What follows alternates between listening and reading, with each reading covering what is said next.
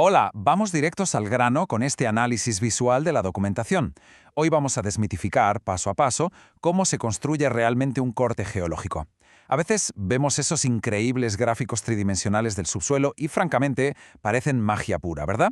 Pero como vamos a ir desgranando a través de las fuentes, nacen de un proceso súper metódico. Combinan datos puros y duros con algo fundamental que llamaremos sentido común geológico. Así que vamos a entender cómo logramos pasar de un simple mapa plano en 2 dimensiones a una interpretación tridimensional rigurosa de lo que ocurre bajo nuestros pies. Bueno, vamos a meternos de lleno en esto y a repasar rápidamente nuestra hoja de ruta. Pasaremos por la creación del perfil topográfico, hablaremos del peligro de la escala, aplicaremos el sentido común geológico y terminaremos coronando todo con la navaja de Occam.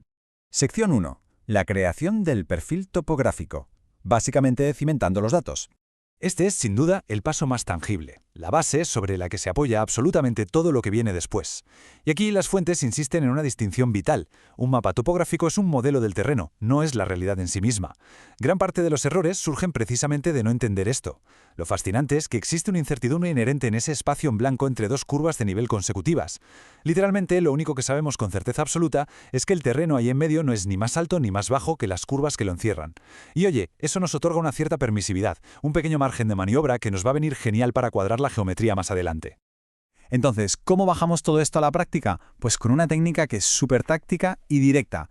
Cogemos una simple tira de papel auxiliar y la colocamos sobre el mapa. Así de fácil. A lo largo del borde vamos marcando cada vez que intersecamos una curva de nivel. Y no solo eso, también marcamos datos morfológicos vitales como por dónde cae exactamente el fondo de un valle o la posición exacta de una cresta. Es un método totalmente analógico, sí, pero es brillante. Al trasladar esa tira de papel a la hoja de trabajo final, garantizamos de forma absoluta que estamos manteniendo intacta la escala horizontal del mapa original. Es la mejor forma de asegurar que no distorsionamos la realidad. Pero claro, aquí es donde la cosa se empieza a complicar. Pasamos a la sección 2, el peligro de la escala. Vamos a ver qué pasa cuando la geometría más pura desafía a la geología. Ya tenemos nuestro perfil base, lo cual es estupendo. Pero ahora surge un obstáculo monumental. A ver, la regla de oro, la recomendación absoluta de la documentación para estos cortes, es usar una escala 1:1, es decir, misma escala horizontal y vertical. Pero siempre existe esa enorme tentación de exagerar la escala vertical para que los detalles del relieve destaquen más, ¿verdad? Parece una simple decisión de diseño. Pues mucho cuidado, porque saltarse esa proporción 1:1 desencadena unas consecuencias físicas severas y totalmente indeseadas a la hora de interpretar el subsuelo. Ahora, lo que es realmente interesante de esta diapositiva es ver exactamente cómo se rompe la física geológica.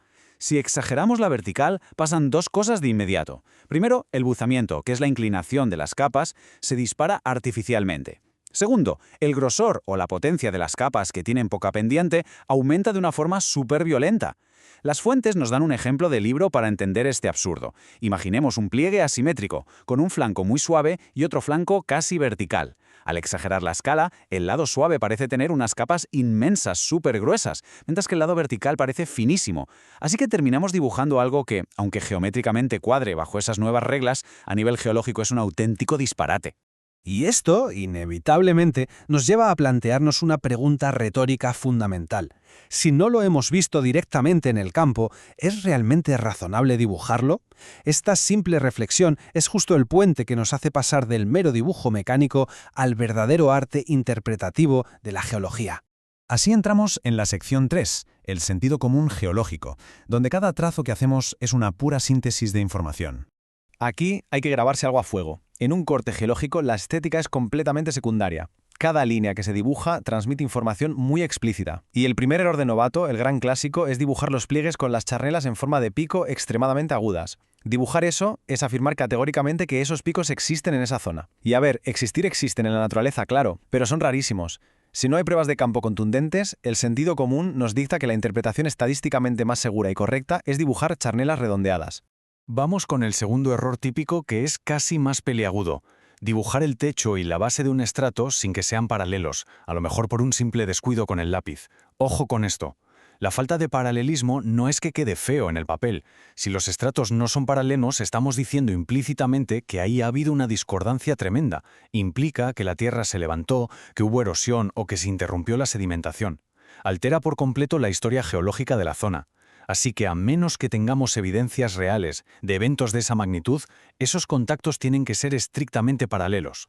Y para cerrar esta regla de 3, el tercer fallo va de la mano del anterior: dibujar capas con groseres variables. Evidentemente, en el mundo real hay capas que cambian de grosor, por supuesto, como pasan los depósitos de sedimentos fluviales o en cambios laterales de facies en una cuenca. Pero si al trazar la mano nos tiembla y hacemos una capa más gorda por un lado sin querer, el experto que lea ese corte va a dar por hecho que estamos describiendo uno de esos entornos sedimentarios tan específicos. La moraleja está clarísima: cualquier variación en el grosor tiene que ser una decisión 100% consciente y estar súper explícitamente justificada.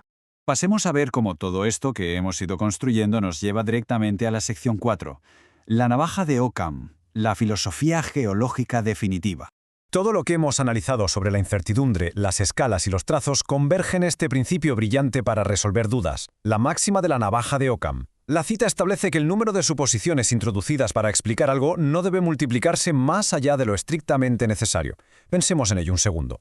Ante la duda entre dibujar una estructura geológica complicadísima llena de variaciones de grosor y discordancias o dibujar una estructura sencilla y paralela, la elección, salvo que los datos obliguen a lo contrario, siempre debe ser la más simple. Es un concepto potentísimo. Cabe preguntarse entonces, ¿estamos complicando nuestras interpretaciones más allá de lo que los datos realmente justifican? Con esta profunda reflexión cerramos nuestro análisis. Ojalá la próxima vez que veamos un corte geológico podamos apreciar el increíble rigor analítico y el enorme sentido común que hay detrás de cada línea. Gracias por acompañarnos.